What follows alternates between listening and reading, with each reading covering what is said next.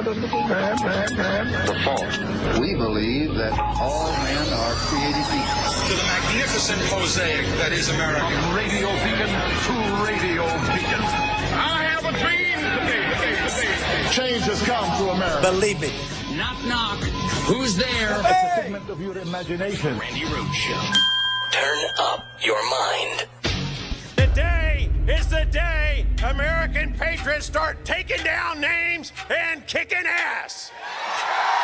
The whole world is watching, folks. If you just roll over, if you don't fight, we will not go quietly into the night. Let's have trial by combat.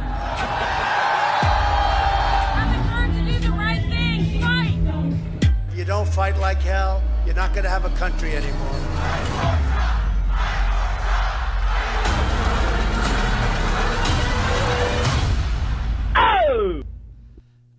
So Donald Trump just said he's not going to go to Joe Biden's inauguration. He's not going to go. That's like the turd telling the punch bowl he's not going to be dropping by. So it could be a good thing. Could also be a dangerous thing. And nobody knows what the situation actually is.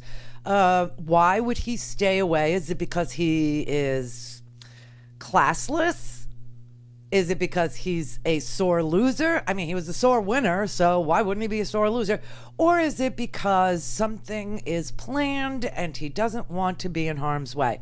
We don't know, but I will tell you that Joe Biden is on the television right now, and he is being asked questions about his confidence in the Secret Service being able to secure his inaugural. Without a hitch. So it's a different, so I have confidence in what is going, in the planning that's been underway before this and continues with the Secret Service as the lead agency. Thank you. Thank you. You're welcome.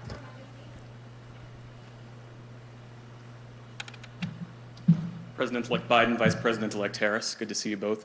I want to pick up on something that you just said about President Trump actively encouraging the insurrection at the Capitol. Given the perceived threat that he poses, my question to you is not so much about the role that Congress should play in impeachment, but rather, should President Trump, in your estimation, remain in office? I didn't think, look, I've been saying for now well over a year, he is not fit to serve. He is not fit to serve. He's one of the most incompetent presidents in the history of the United States of America. And so the idea that I think he shouldn't be out of office yesterday is not the issue. The question is, what happens with 14 days left to go or 13 days left to go? And I think that what 81 million people stood up and said, it's time for him to go. And the United States Senate voted 93-6 to confirm that we should be sworn in. We were duly elected. So I think it's important we get on with the business of getting him out of office. The quickest way that will happen is us being sworn in on the 20th. What action happens before or after that is a judgment for the Congress to make, but that's what I am looking forward to, him leaving office. I was told that on the way up here, way over here, that he indicated he wasn't going to show up at the inauguration. Right. One of the few things he and I have ever agreed on. It's a good thing him not showing up. Earlier, you'd said that if you'd hope that he would show up only in the sense that it was valuable to send a signal to the world about the transfer of power. You've clearly changed your perspective on that. Because he has clearly demonstrated, he's exceeded even my worst notions about him. He's been an embarrassment to the country, embarrassed us around the world, not worthy to hold that office. If we were 6 months out, we should be moving everything to get him out of office, impeaching him again, trying to invoke the 25th Amendment, whatever it took to get him out of office. But I am focused now on us taking control as president and vice president on the 20th and to get our agenda moving as quickly as we can. Thank you. Another question about holding public officials to account, and this is about an issue that's no longer a headline but is no less significant and serious, and it's about the more than 600 children who were orphaned under the Trump administration as a result of the family separation policy along the border. During the campaign, you said that practice was criminal. Will you commit to making sure that the Trump administration officials responsible for that policy will be held to account? I'll commit that our Justice Department and our investigative arms will make judgments about who is responsible, how they're responsible, and whether or not the conduct is criminal across the board. Wow. But as I said yesterday, I am not going to tell the Justice Department who they should prosecute and who they should not. That's a judgment that will be made by the Attorney General of the United States of America, not influenced by me. But there will be a thorough investigation of who's responsible and whether or not the responsibility is criminal. And if that is concluded, the Attorney General will make that judgment. I will not intervene to tell him who he should or shouldn't indict or if he should indict. And lastly, beyond the COVID plan, which you've detailed, what are your legislative priorities? You've talked about infrastructure. You've talked about introducing an immigration bill. After January 20th, Democrats will control the House and the Senate. Yay. What do you do first? Three different issues there in that same question. One, the commitments I made that what I would introduce, not necessarily we would move to, but introduce in the United States Congress first, I will do. I will introduce an immigration bill. Yay. Immediately and have it sent to the appropriate committees to begin movement. I will, in fact, countermand executive orders that the president has, in fact, initiated that are contrary to what I think is either his authority and/or, even if it's his authority, contrary to the interests of the United States on environmental issues and a whole range of other things. Yeah. And thirdly, I will immediately move, though, to the most urgent need of asking the Congress to give me the financial wherewithal to deal with the virus, to be able to move so that we have Operation Warp Speed really working. Warp Speed got the vaccine to places that were delivered, but did not get them from those vials into people's arms. And so it is a gigantic logistical concern of how we do that. I'm committed to get 100 million shots in people's arms in the first 100 days. Oh. I'm committed to insisting that in all federal jurisdictions, any place I have control as president, everyone will be mandated to wear a mask in interstate transportation as well as federal facilities. And thirdly, I'm committed to moving as rapidly as possible to get the vaccine to teachers and the material to children that can provide for the safe opening of our schools at the end of that, beginning at the end of that 100 days. They're the most urgent things we have to do now, immediately upon getting office. There's going to be multiple things, as you well know, because you're a seasoned veteran of how this policy, how we work. And that is that there will be other committees will be holding hearings on a whole range of issues, from my positions on infrastructure, what we should be doing to generate a green economy, and so on. But in terms of the immediate need to get done, not just introduced, but to get done, voted on, and get the money and resources to do it, it turns out that the most urgent need is dealing with the virus, number one, and economic relief to Americans who, through no fault of their own, are really getting battered. Beautiful. It's amazing. I mean, you almost feel oriented. You almost feel sane. But not quite. I feel like I haven't been lied to. Well, we're going to hold him to account. He said 100 million people in 100 days would get vaccinated. That is a big, big promise. That is a big, big,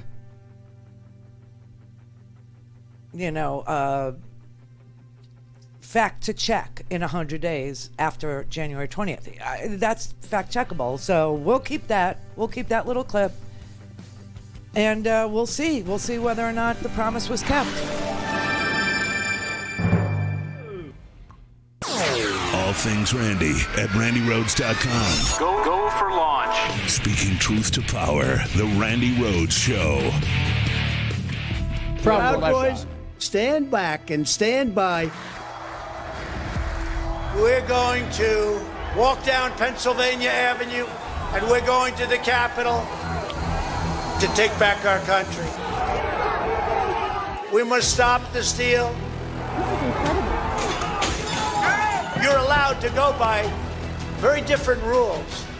You have to get your people to fight. Oh my God. And we fight. We fight like hell. We will never give up. We will never concede. We love you. You're very special. To remove this president by immediately invoking the 25th Amendment. The Congress may be prepared to move forward with impeachment.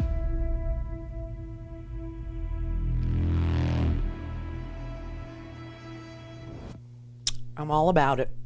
I'm all about it. And there's discussion now, everybody. We have to have discussion now.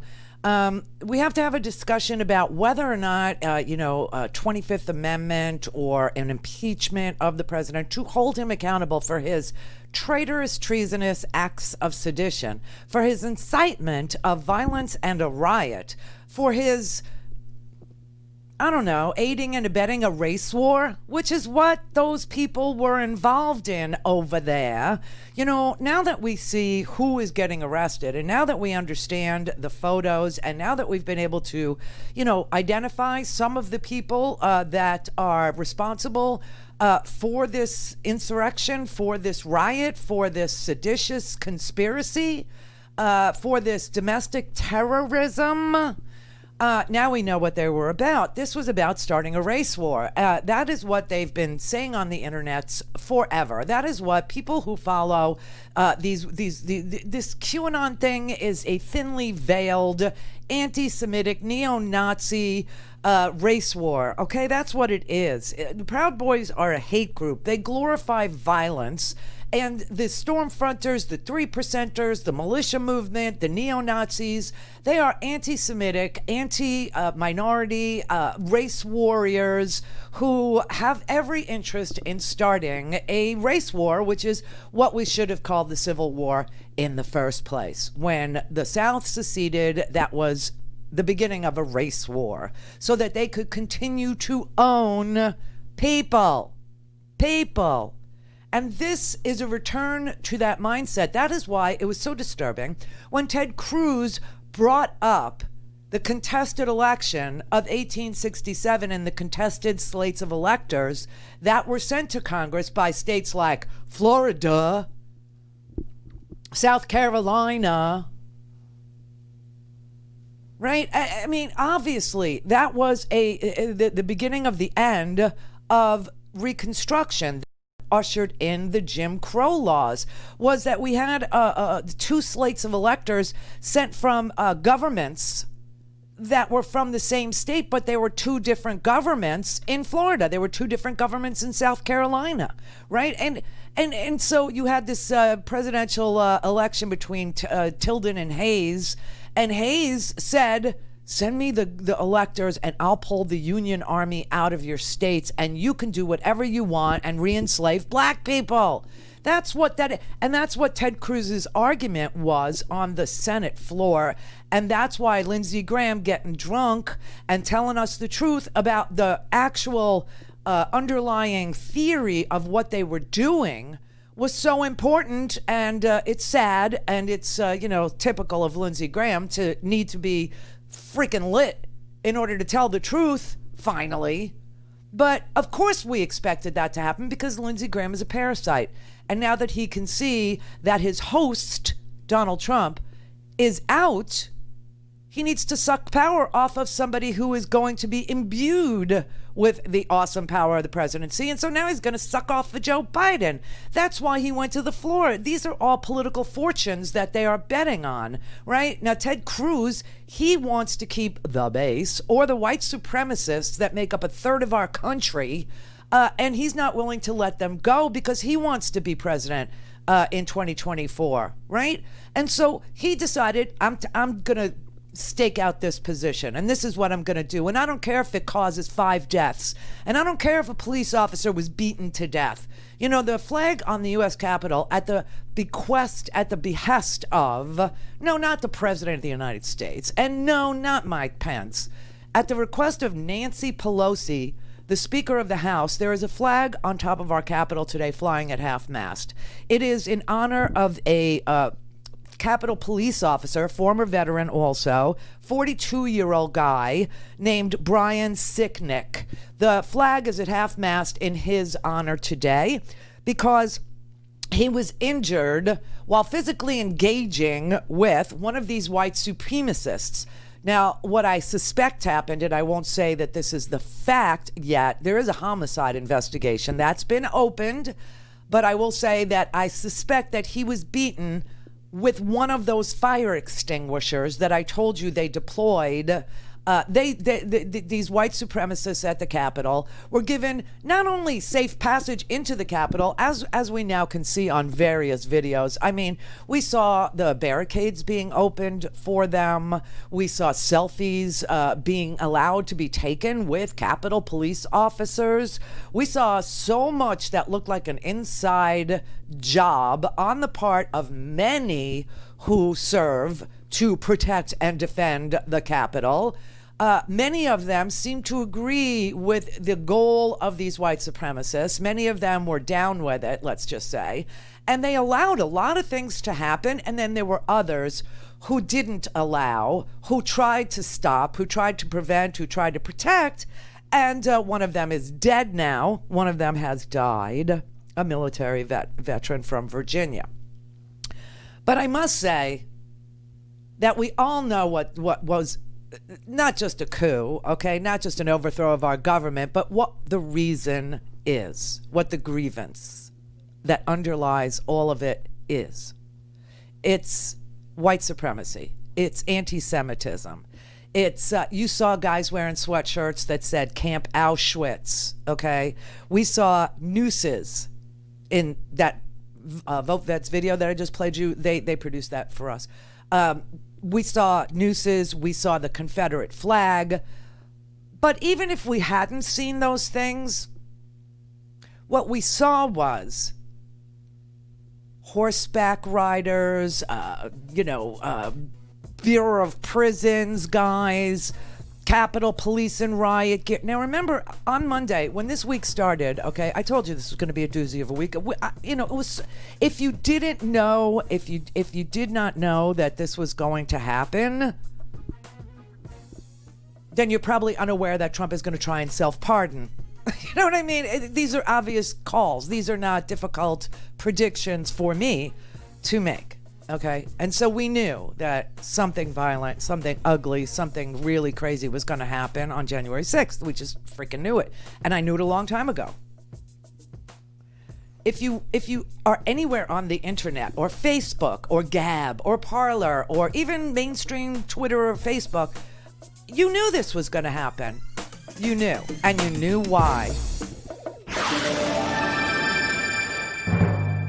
Call in, connect. To speak to Randi, call 561-270-3844. 561-270-3844. The quickest and most effective way to remove this president from office would be for the vice president to immediately invoke the 25th Amendment.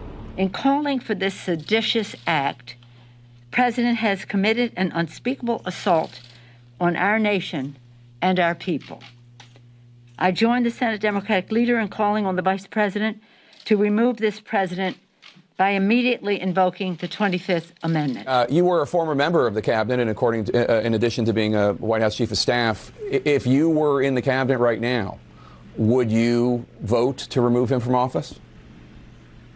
Yes, I would. Well, I agree that we should do whatever we can get the support to do, whether it's the 25th Amendment and what the cabinet should do, or whether it's going back and making a motion to reconsider the impeachment. I was making clear, Gail, I supported impeaching him, removing him from office. And I'm just being realistic about what's going to happen here, but they had better be ready to do that if this continues. Section 4 of the 25th Amendment allows a majority of the cabinet and the vice president to assume the duties of the office of presidency until the president is able to himself. It's time to invoke the 25th Amendment and to end this nightmare. I've indicated that I believe all options should be on the table, including the impeachment, conviction, and removal of Donald Trump. We better get this done because if you're counting on the cabinet, let me just tell you that the reason why all these cabinet members, the Elaine Chaos of the world, the Betsy DeVos's, she resigned last night.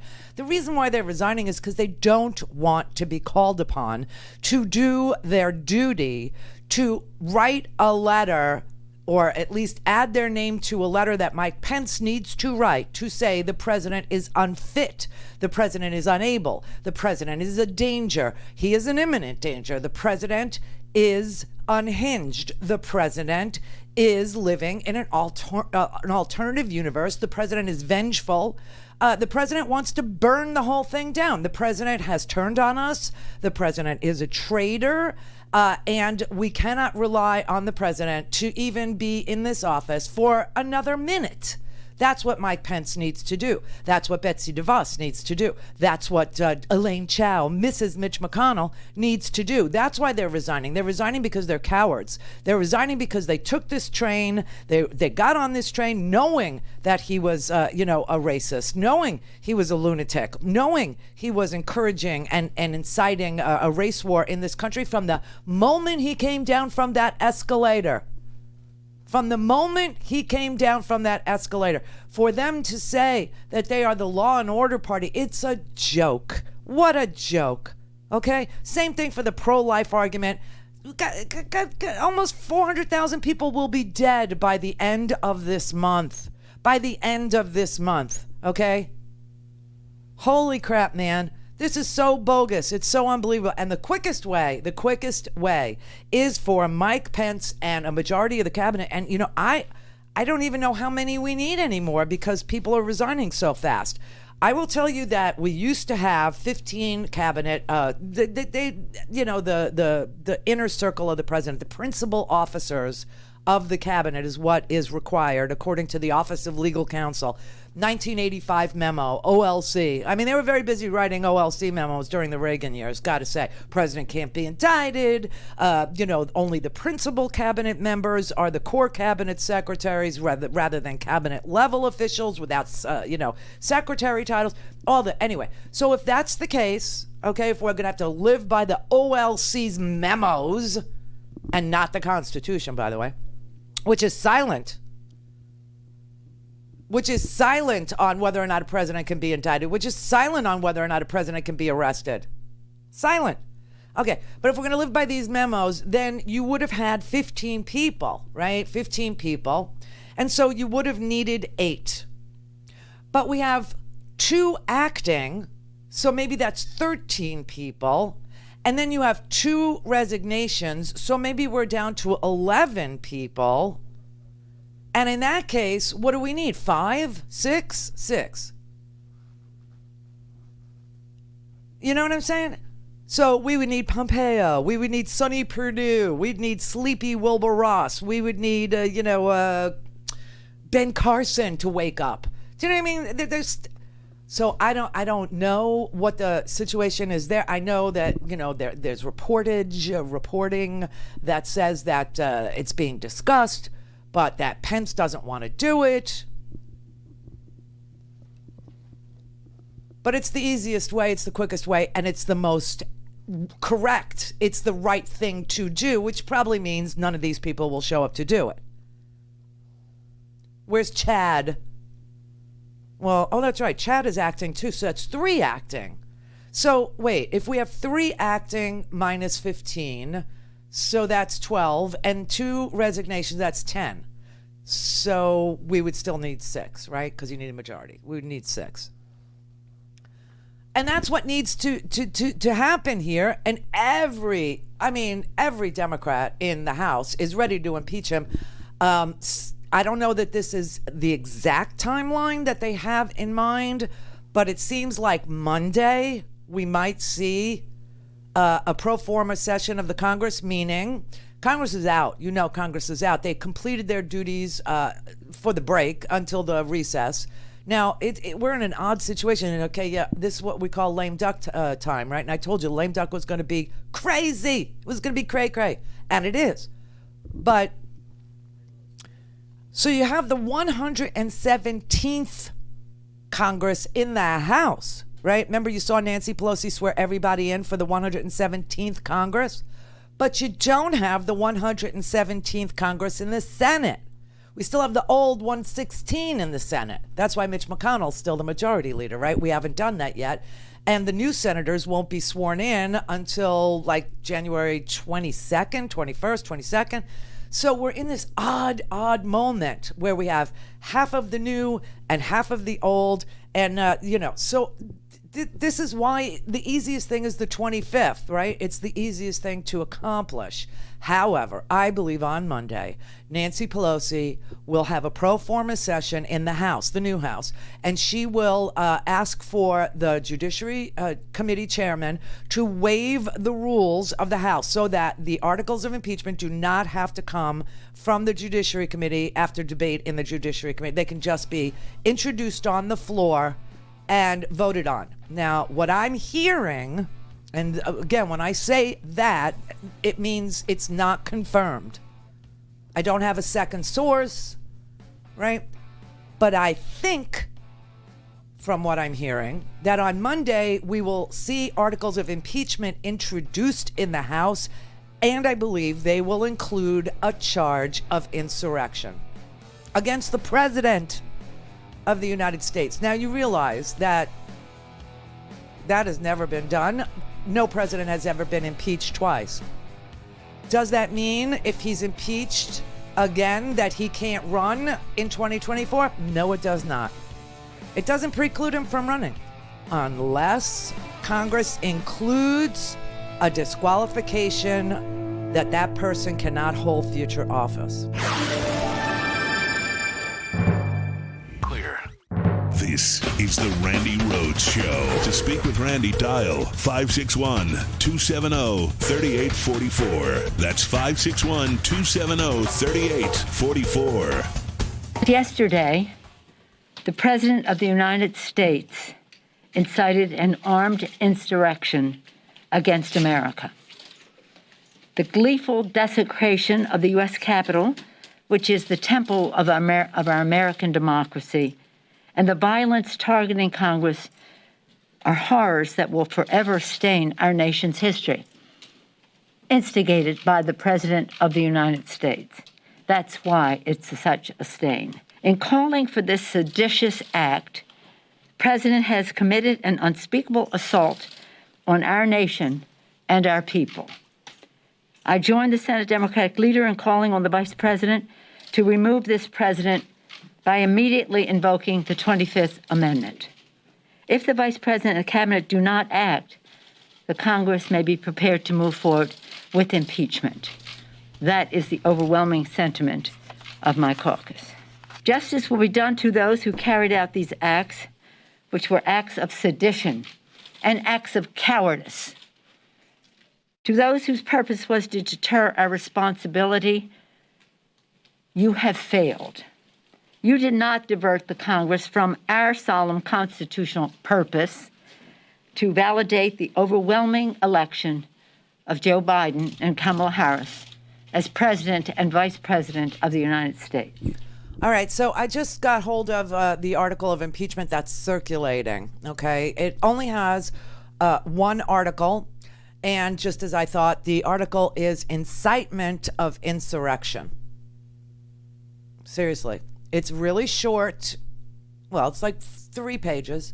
And it just says the Constitution provides that the House of Representatives shall have the sole power of impeachment and that the president shall be removed from office on impeachment for and conviction of treason, bribery, or other high crimes and misdemeanors in his conduct of the office of the President of the United States and in violation of his constitutional oath faithfully to execute the office of President of the United States, and to the best of his ability preserve, protect, and defend the Constitution of the United States, and in violation of his constitutional duty to take care that the laws be faithfully executed, Donald John Trump engaged in high crimes and misdemeanors by willfully inciting violence against the government of the United States, in that on January 6, 2021, pursuant to the 12th Amendment of the U.S. Constitution, the Vice President of the United States, the House of Representatives, and the Senate met at the United States Capitol for a joint session of Congress to count the votes of the Electoral College. Shortly before the joint session commenced, President Trump addressed a crowd of his political supporters nearby. There, he reiterated false claims that, quote, we won this election and we won it by a landslide. He also willfully made statements that encouraged and foreseeably resulted in imminent lawless action at the Capitol.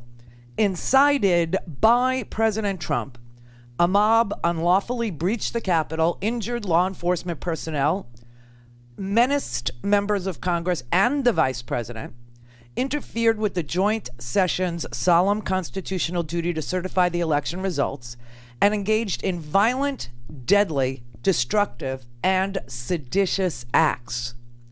President Trump's conduct on January 6, 2021 was consistent with his prior efforts to subvert and obstruct the certification of the results of the 2020 presidential election. Those prior efforts include, but are not limited to, a phone call on January 2nd, 2021, in which President Trump urged Georgia Secretary of State Brad Raffensperger to, quote, find enough votes to overturn the Georgia presidential election results, and threatened Mr. Raffensperger if he failed to do so.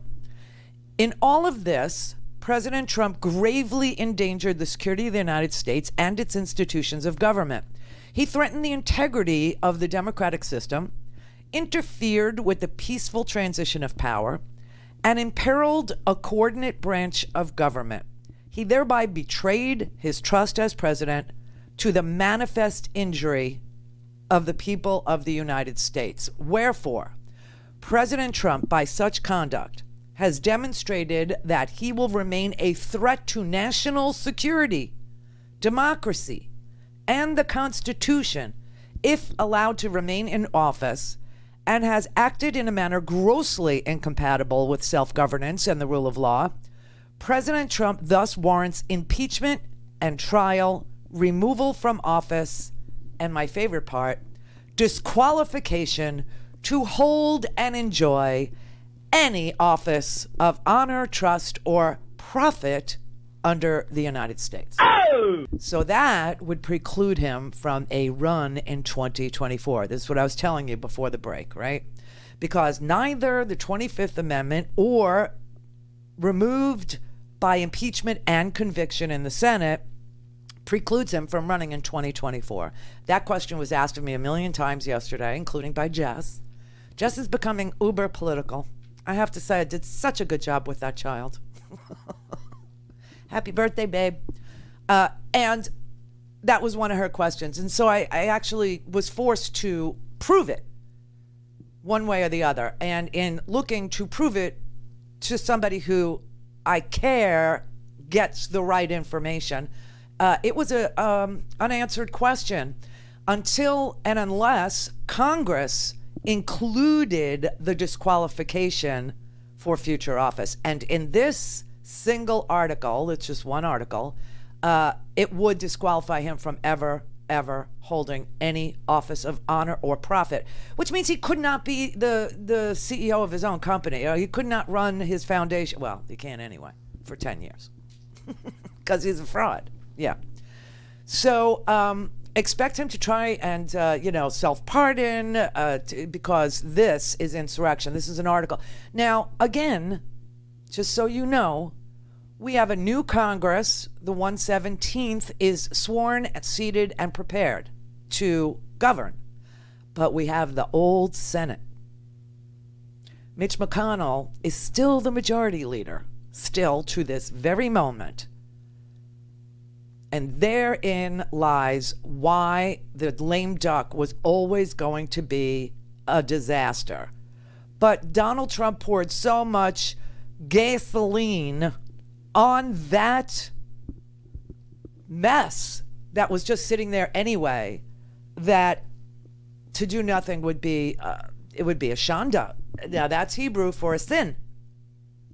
And it would be a sin. It would be a crime against the United States of America. Now, I will say that there are Pentagon officials right now, the upper echelons of the administration's national security community, ranging from the Pentagon to the CIA to the intelligence gatherers and, the DNI and all, everybody inside the intelligence community. They are saying this is not a hypothetical anymore. It's official. It's real. Okay? And the fears are what they're talking about. The fears are official and real. And they are scared that the president will do or say something that effectively throws the United States into a military confrontation with another country, or give classified information to an adversary. I don't know which one came to mind for you. Divulge classified information on his way out the door. And so you've got like some of the people inside the National Security Administration. You got the Deputy National Security Advisor. I told you about him, Matt Pottinger. He resigned, right? He resigned. But not Robert O'Brien, who is our National Security Advisor, the NSA. He's the director, right? And so yesterday, Mitch McConnell, so now you know there's evidence that Mitch McConnell understands the national security threat that this president poses. And I bring this up in the same conversation where I'm telling you Mitch McConnell is still the majority leader and decides what the Senate does and does not vote on. But Mitch McConnell called leading national security officials yesterday. He called them and he begged, especially Robert O'Brien, who was considering resigning as well, to stay in place, to provide safeguards in the coming 12 days. Officials inside the State Department close to Pompeo say they're unaware of any plans for Pompeo to step down, but they said, what happened Wednesday changed the calculus. People are now concerned about the president's state of mind, and they are fearing more chaos. The fact that he's not going to attend the inauguration raises a lot of red flags from the security, people. And they still believe that the president was and is trying to stage a coup.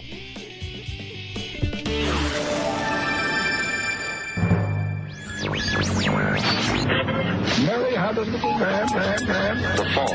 We believe that all men are created equal. To the magnificent mosaic that is America. From radio beacon to radio beacon. I have a dream today. Change has come to America. Believe me. Knock, knock. Who's there? It's a figment of your imagination. Randi Rhodes Show. Turn up your mind. Like all Americans, I am outraged by the violence, lawlessness, and mayhem. We're going to walk down to the Capitol, and we're going to cheer on our brave senators and congressmen and women. And we're probably not going to be cheering so much for some of them, because you'll never take back our country with weakness. The demonstrators who infiltrated the Capitol have defiled the seat of American democracy. To those who engaged in the acts of violence and destruction, you do not represent our country. We love you. You're very special. And to those who broke the law, you will pay. Go home and go home in peace. We have just been through an intense election and emotions are high. But now tempers must be cooled and calm restored. Today is not the end. It's just the beginning. We must get on with the business of America. My campaign vigorously pursued every legal avenue to contest the election results. Mike Pence is going to have to come through for us. Now Congress has certified the results. A new administration will be inaugurated on January 20th. My focus now turns to ensuring a smooth, orderly, and seamless transition of power. We will never give up. We will never concede. I mean, what? Bipolar? What is that? Is that Provigil, Adderall versus whatever Dr. Ronnie gives out on the airplane? No. This was forced. The people inside the cabinet told Donald Trump that he needs to do this or they will sign the papers. They will sign the papers.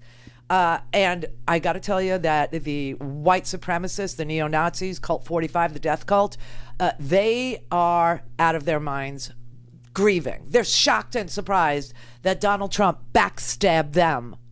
They're shocked and surprised. They couldn't believe he said, you are not part of us, and we're outraged by the violence and the lawlessness and the mayhem.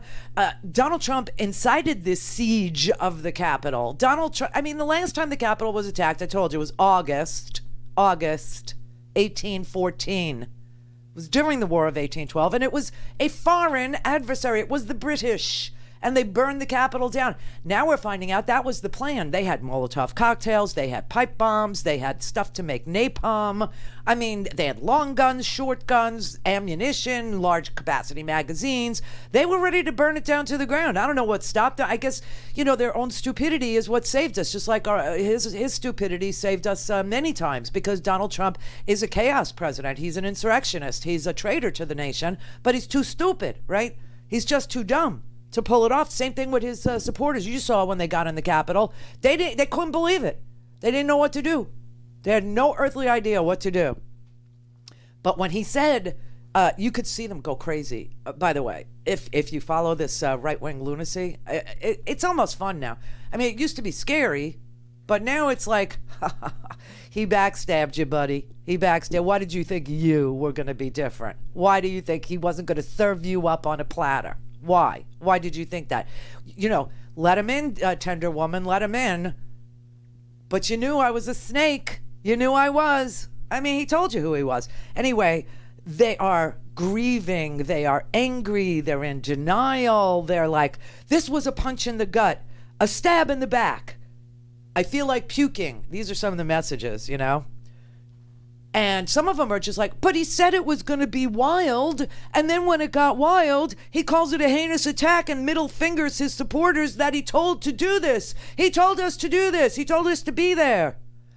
And some of them are so unwilling to let go of the fantastic cult that they're in. Some of them just can't, they're having this moment where they can't hold the truth and their lies in their head at the same time. And they're having like a break with reality. And they're saying, it's a deep fake video. It wasn't real. It's a deep fake video concocted by Trump's enemies. And we have to look for the secret messages that indicate, I swear to God, that Donald Trump is still on track to deliver on QAnon's promises. Here's one of the messages. Fake, fake, fake. He's been locked out of his Twitter. He can't get into it, and he couldn't get into it today. He's been closed out forever. He has a plan here. President Trump would not back down that easily. We need to stand strong, keep watch, and pray. Something big is coming. God will see us through. Can I just tell you guys, he is going to let everybody get arrested, prosecuted, and serve 10 years in prison while he goes about his business at Turnberry in Scotland. Okay? If they'll let him in. They won't let him in.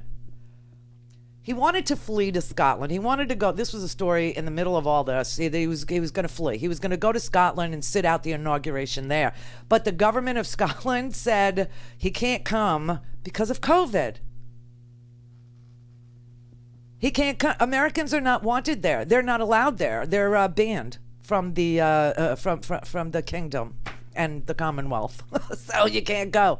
And so he wasn't able to flee. Then he said this week he was supposed to go to Camp David this weekend, where he never goes. He doesn't like it. It's old. It's decrepit. Whatever. He's got better clubs. He's got better golf course. And he was going to go to. Now he says he's going to stay in the White House. See, that's creepy. Why? Why is he staying in the White House?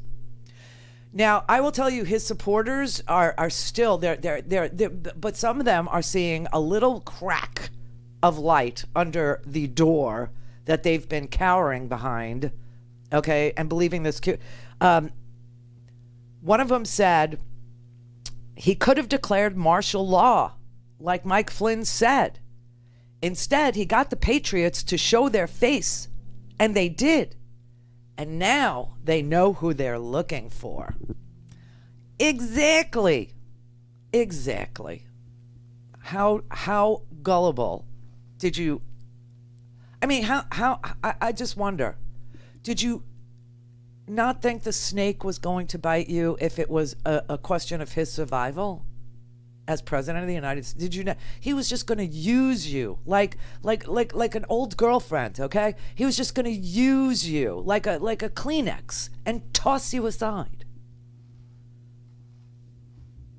I'm serious. And now everybody's getting arrested. The law enforcement now briefing reporters, really talking about their swift efforts, and they're thanking the public for giving them a number of tips that have now led to a number of arrests. You're welcome. A number of suspects are in custody. Yay. And now we're looking at a number of federal charges. They say that so far 15 federal criminal complaints have been filed, and they're giving us details about several of the suspects. I'll run down for you. They just talked about a Derrick Evans. He's a delegate in the West Virginia legislature. Bye-bye, Derrick. He is being charged because he filmed himself on the Capitol grounds going into the Capitol. So that's just one person with that a helmet on his head. They've also talked about Richard Barnett of Arkansas. He is now in custody. He was arrested in Little Rock, Arkansas. Now, this is the picture that has become quite notorious over the past several days. He was seen and photographed in Nancy Pelosi's office, Speaker of the House, putting his feet up on the desk. Prosecutors say that he also stole property from Nancy Pelosi's office. You know, he had actually spoken about it to a local newspaper, bragging about what he had done, talking about the fact that he had taken property. So he is now under arrest. They say that he is in custody, arrested in Little Rock, Arkansas today. They've talked about another man as well that they're charging. He was one who had parked a pickup truck that was registered to him on the south side of the Capitol. You won't believe what was in this guy's pickup. But Richard Barnett is 60 years old. What he did has a 10-year sentence. Bye-bye, Big O. Bye-bye. And, you know, you had this newly elected West Virginia delegate just trashed his entire political career. Lectern man, the guy that stole Nancy Pelosi's lectern. Yeah, Florida man. Bye-bye. All things Randi at RandiRhodes.com. Go for launch. Speaking truth to power, the Randi Rhodes Show. That they're charging. He was one who had parked a pickup truck that was registered to him on the south side of the Capitol. And when investigators went in to look at that truck, they found a number of alarming things. Brianna, we previously talked about the fact that they found 11 Molotov cocktails. Well, now investigators are going more in depth. They say that they also found in that truck 2 handguns, an M4 assault rifle, as well as gasolines and materials that could be used for homemade napalm. That's used for incendiary devices, bombs, flamethrowers. So they are laying out a litany of complaints here that have been filed in federal court. Right now, the number is at 15, but they say that their work, Brianna, is far from done. They say they are getting a flurry of tips in. They haven't said how many, but they've thanked the public for giving them this information that have led to a number of arrests already from people we've seen in those pictures on social media and people who have really bragged about what they've done, as we saw in that case of Richard Barnett. Yeah, no, they snapped photos, they Instagrammed, they shared videos with each other, they gave interviews. You had a Baptist pastor in Missouri, a man who was convicted of murder, Florida. Seriously, he was a convicted murderer, and they were all taking pictures of themselves. And every single one of the people in those videos, Matt Getz, every one of them, all of the people identified so far who breached the U.S. Capitol and who were arrested were either part of a militia, the 3 Percenters, the Proud. They were all Trump supporters. All their social media postings, all their conversations with their family and their friends, okay? And this all happened after Donald Trump spoke. They didn't know what they were going to do with themselves. They were going to the rally. I told you, when I knew that Donald Trump was going to show up at this rally, and in the morning, I didn't know what the form the rally was going to take until I saw it in the morning on Wednesday. They had big screen TVs, and Junior was there, and Eric was there, and Ivanka is there, and Guilfoyle is there, and Mo Brooks from Alabama is there. I said, oh my God. And he incited an insurrection. He told them he was going to walk to the Capitol with them, and then he didn't go with them because he egged them on. Stop the steal, right? So, and now you got these guys that not only showed their faces, but stole things and took pictures with the stolen thing off Nancy Pelosi's door, standing next to a guy wearing a Camp Auschwitz freaking sweatshirt. I mean, these people are idiots. One guy had a, like when you work for a place where you have security, that you have to, have an ID, you wear it around your neck on a lanyard, like a backstage pass for me. That's what it would be. So you have this idiot guy wearing his work ID around his neck. Obviously, he's taking pictures of himself and sending it out on social media. How he lost his job. I mean, how hard was it to find him? The lectern man, the guy that was holding Nancy Pelosi's lectern, her podium under his arm. Manatee County, Florida, everybody. The stupid guy, the bare-chested guy, with the fur and the horned hat and the painted face. Geez, I would sue the costume department if these were crisis actors, okay? Because they really... Anyway, he says he does that on purpose because he wants people to notice him. Well, they noticed him. His name's Jake Angeli, right? He's a QAnon guy. He's been a fixture at right-wing political rallies over the past year. He calls himself the QAnon shaman. You had a guy who literally, a member of the West Virginia House, you had six serving legislators from states all over the Confederacy, okay? You had a firefighter who... That's the guy that stole Nancy Pelosi's sign. Andy Williams is his name. Derrick Evans, he's the Republican member of the West Virginia House of Delegates. He got arrested today. You had an Idaho guy, Josiah Colt. That's the guy that's hanging. You can see him in one of the pictures, hanging from the Senate balcony. Okay, he apologized. Oh, I'm sorry. I just got caught up in the moment. Tim Gianna, a right-wing activist, goes by the name of Baked Alaska. He's live streaming. Paul Davis, an attorney from Texas. He lost his job because he was an attorney at Goosehead Insurance, and he lost his damn job, okay, because he broadcast on YouTube this whole thing. I mean, it's unbelievable. It's just, and the thing that really sticks in my craw is not just that a Capitol Police officer died and he was probably hit over the head with a fire extinguisher by one of these race war advocates, okay? And that's what this was. Make no mistake. This was to incite a race war, to overthrow the government for the white man. That's why they got an entree into the Capitol. I swear to God, you can see in these videos. Wait, I pulled. I'll play her after. Here's taking a selfie with the Capitol Police. There's no audio on this. See this? Here's this Capitol Police over there. Hey, let me take it. And you see, they're on social media right now. They're on social media, broadcasting to the world. And the freaking idiot cop allows this.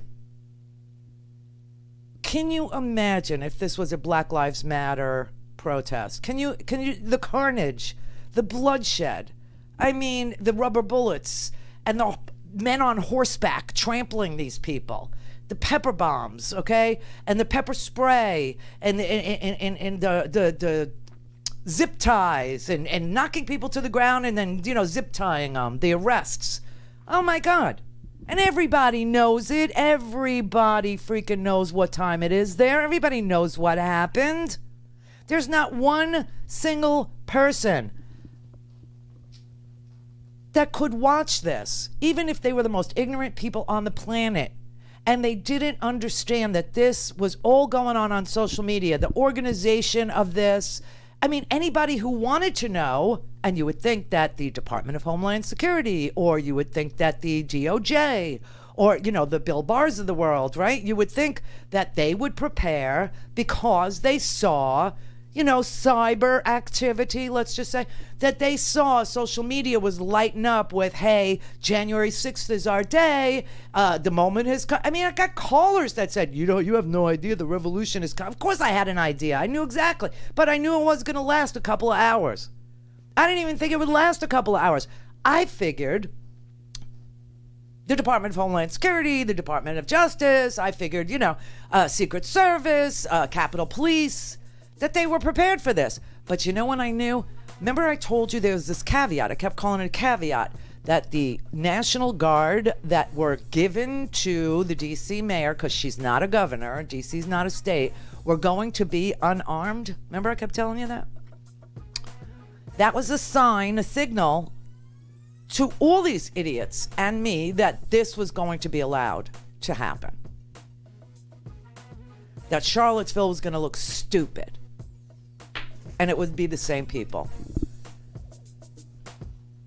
And so heads have got to roll. And thank God we have a new incoming administration. Thank God we have the House. Thank God we have the Senate. Thank God we have the Department of Justice. Thank God we have Merrick Garland as Attorney General of the United States. Because this is not over. Call in, connect. To speak to Randi, call 561-270-3844. 561-270-3844. You want to call him? What do you want to call him? Give me a name. Give me a white name. Supremacists and who right would you like me to condemn? White supremacists and right Proud Boys. Stand back and stand by. But I'll tell you what. Somebody's got to do something about Antifa and the left, because this is not a right-wing problem. This is a left-wing. FBI director This is a left-wing problem. White supremacist. Antifa's an idea, not an organization. Oh, you got it. Not militia. That's what his FBI. FBI director said. Well, then you know what? We're done, sir. He's wrong. We're moving on to the next. We're moving on. That's not an idea. Everybody in your administration tells you the truth has a bad idea. Can I tell you what? You have no ideas. Antifa is a dangerous, all right, radical gentlemen, group. we're now moving on to the Trump and Biden records. They'll overthrow you. When a president, I'm going to ask a question. Overthrow you. When the president seeks a second term, it is generally a referendum on his record. But Vice President Biden, you like to quote one of your dads. I don't know what that addition is to that clip, but yes, that was him saying, okay, Proud Boys, stand back and stand by. They'll overthrow you. I mean, it's amazing. And now we know what it is, okay?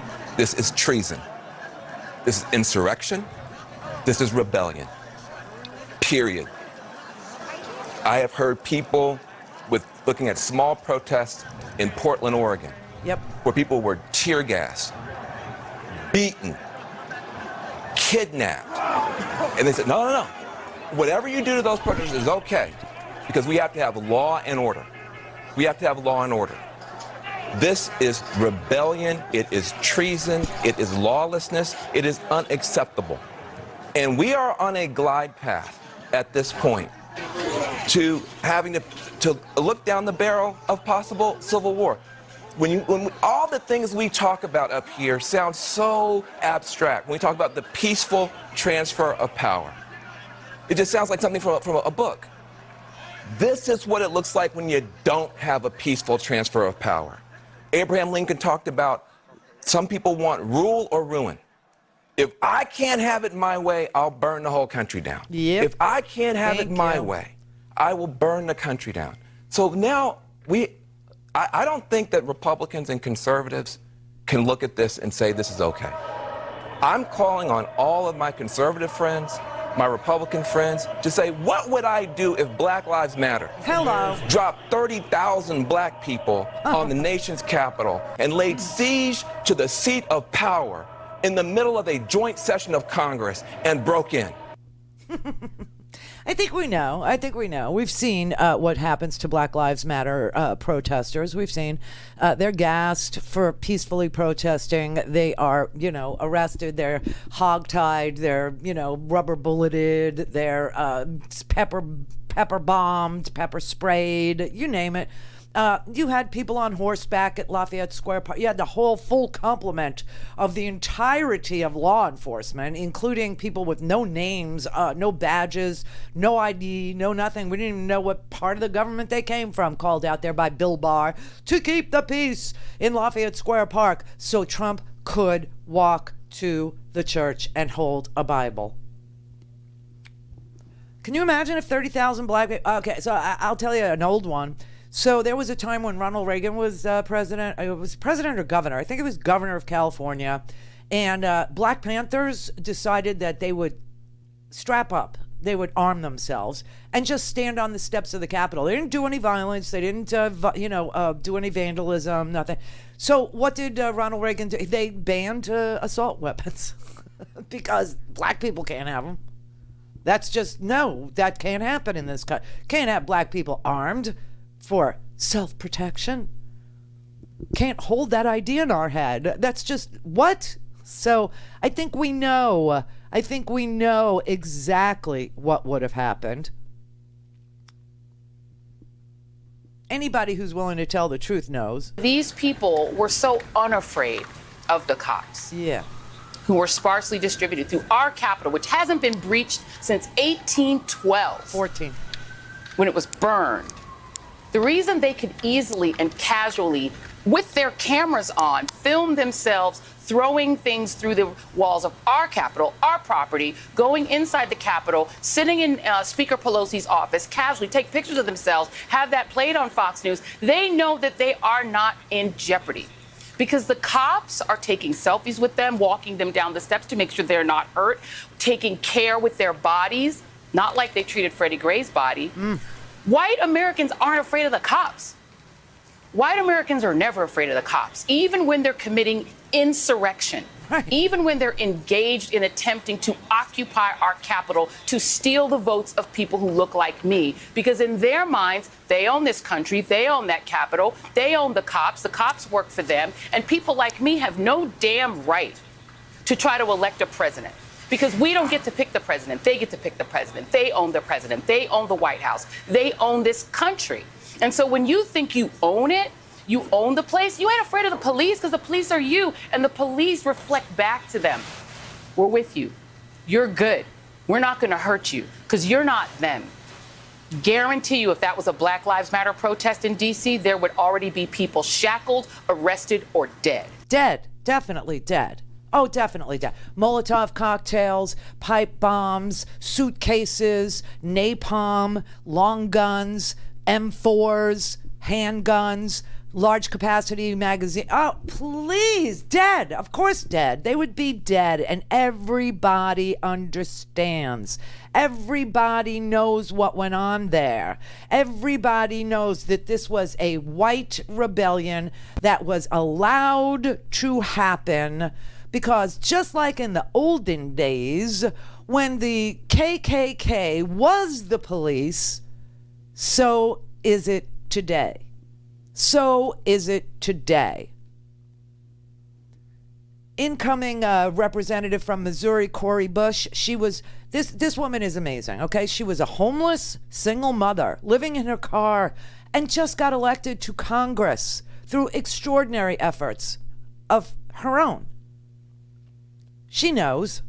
Had it been the same amount of people, but had they been black and brown, we wouldn't have made it up those steps. We wouldn't have made it to be able to get into the door and bust windows and go put our feet up on desks of Congress members. We wouldn't have made it that far. We would have been shot. Yep. Yeah. We would have been tear gas. We would rubber bullets. That would have happened before we made it there. We need to call it what it is. It's white supremacy. It was white privilege, and it was the call of our president. And it was encouraged by our Republican colleagues, and that is why every single one of them, especially because they have been the ones trying to steal this election, that's why we are calling for them to be removed.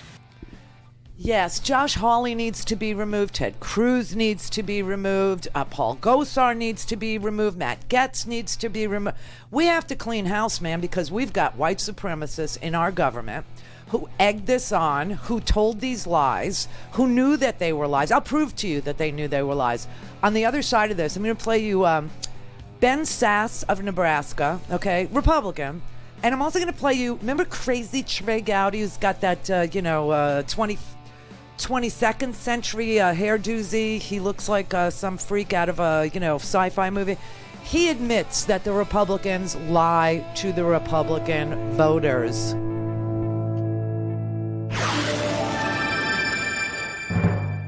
This is the Randi Rhodes Show. To speak with Randi, dial 561-270-3844. That's 561-270-3844. All right, I'm going to play you Trey Gowdy. Remember Trey? You remember Trey, the crazy dude, right, from the House of Representatives. He's retired and now apparently is a lobbyist. He will admit in this very short clip that the GOP always lies to their constituents. What you do in politics, and this is what leads to the anger, you tell people ridiculous things like, we're going to repeal Obamacare even though President Obama has to sign that bill. I mean, that was never going to happen. That was a fundraising gimmick, but everybody out in mainstream America didn't get the joke. I mean, those on Capitol Hill, we knew that it was a fundraising gimmick. But people believed it was going to happen. The Electoral College. I mean, who in the hell really thinks that Mike Pence is going to say, you know what, I hereby declare that President Trump is the winner? He doesn't have the power to do that. And to suggest otherwise is doing a real disservice to your fellow Americans. Now he tells you. Now that he's out of Congress, now he confesses, oh, repeal and replace was always a joke. It was a fundraising gimmick. This is what we do. We lie to the people, and we tell them that things that are impossible or not good in the best interest of the American people are the things that we will do, and then we gin up like a whole load of, bull crap about how we're going to get it done, but we just need your money to do it. Here's Ben Sasse, the Republican from Nebraska. Senator Hawley was doing something that was really dumbass, and I have been clear about that in public and in private since long before he announced that he was going to do this. This was a stunt. It was a terrible, terrible idea, and you don't lie to the American people, and that's what's been going on. The American people have been lied to, chiefly by Donald Trump, and lies have consequences. Lies have consequences. Isn't that something? So now Republicans are willing to tell you that they should have removed this president. They should have. They should have had a trial. They should have introduced witnesses, and they should have impeached and removed. They did impeach. They should have removed this president. Isn't that something? Isn't that something?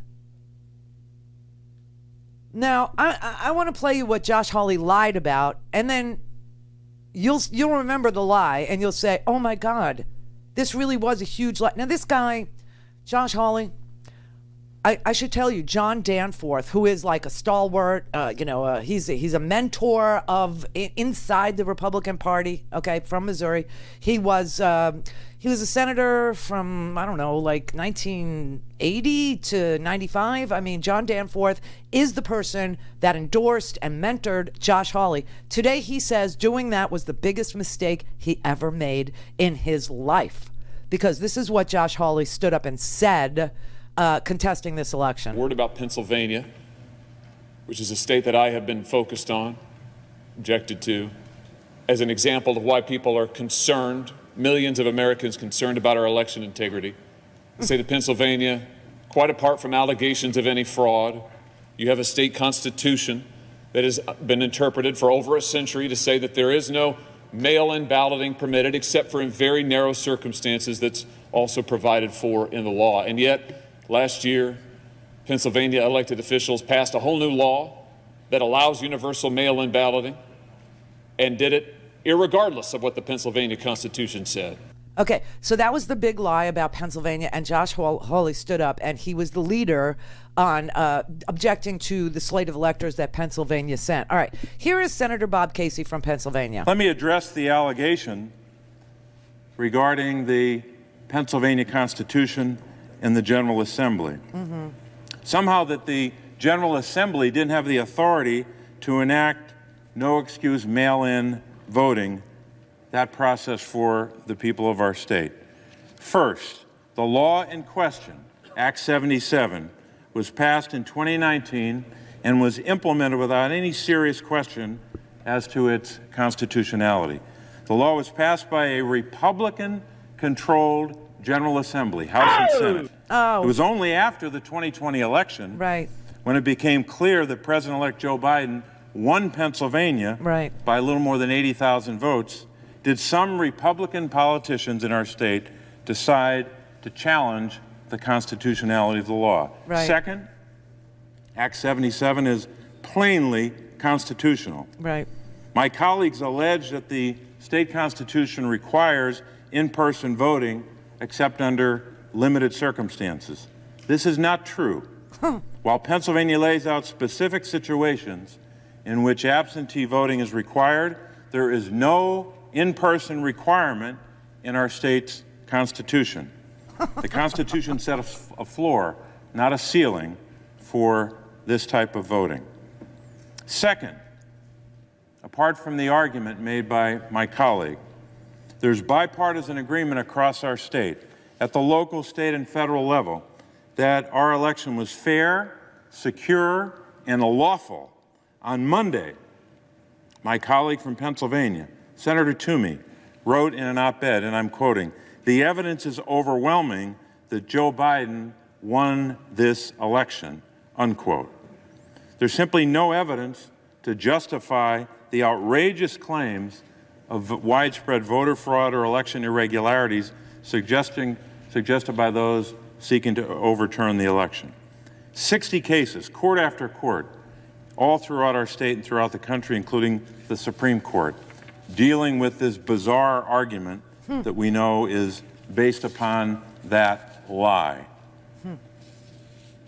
In one court, the United States Court of Appeals for the Third Circuit, Judge Bibas, appointed by President Trump, he said, quote, "The campaign's claims have no merit," unquote. The United States, he said, has free and fair elections, which are the lifeblood of our democracy. Charges require specific allegations and then proof. We have neither here. We have neither here. And that was Bibas, you know, the Pennsylvania Supreme Court, just appointed, you know, Donald Trump. Hello. It's the lies. And that's why Hawley has to go. That's why Hawley has to go. That's why Ted Cruz has to go. That's why Gosar in the House has to go. That's why Matt Gaetz from Florida has to go. I mean, we're just beginning to uncover the truth about the lies that were told that led to bloodshed, that led to 5 people dying, an attack on our Capitol, a race war. Seriously, and that's why Donald Trump was such a racist. He understood it was the motivating factor for his lunatic fringe. That's why when he came down the escalator, he said Mexicans were rapists and murderers. That's why when he became president, he tried to do an unconstitutional Muslim ban over and over and over. Stephen Miller is a self-loathing Jew. Okay, he's an anti-Semite Jew. It's incredible how some are now speaking up and speaking out and saying, yeah, it was all a lie. And we knew it was a lie, but, you know, we didn't know that it was going to, you know, do this. We didn't know. And so now we have to, you know, get rid of the president forthwith. Because the president is not done. The president will burn this place down to the ground on his way out the door. We don't know what he's capable of in the next 12 days. That is why the living secretaries of defense wrote that op-ed, that open letter in the Washington Post the other day saying, hey, military, there is no role for you in an election decision. No role for the military. Because this was known. And the idea and the visible, tangible truth that the Capitol Police and National Guard and the Department of Homeland Security and the Department of Justice stood down, and that it took Mike Pence, who was terrified because, remember, Mike Pence was presiding over the Senate when all this happened. They whisked him away to the bunker along with Mitch McConnell, along with Nancy Pelosi and Chuck Schumer, the next in line, right, to preserve the continuity of government. That's how it works. And Mike Pence and his family was in the Senate watching him preside. And they put Mike Pence's life in danger. Literally put his life in danger. The president of the United States didn't give a damn if Mike Pence lived or died that day. Didn't care. Stand down. Mike Pence is who made the decision. Mike Pence was acting as the commander-in-chief. He's the one who had to authorize the members of the D.C. National Guard. Trump was very eager to call the National Guard whenever violence was even on the horizon possible in a large gathering of protesters. He literally was watching it on TV. The report that we got on Wednesday was that Donald Trump was watching this insurrection, watching this race war begin in the Capitol, and he was enjoying it. And Mike Pence had to actually stop this American carnage. And he was the one who called the Pentagon.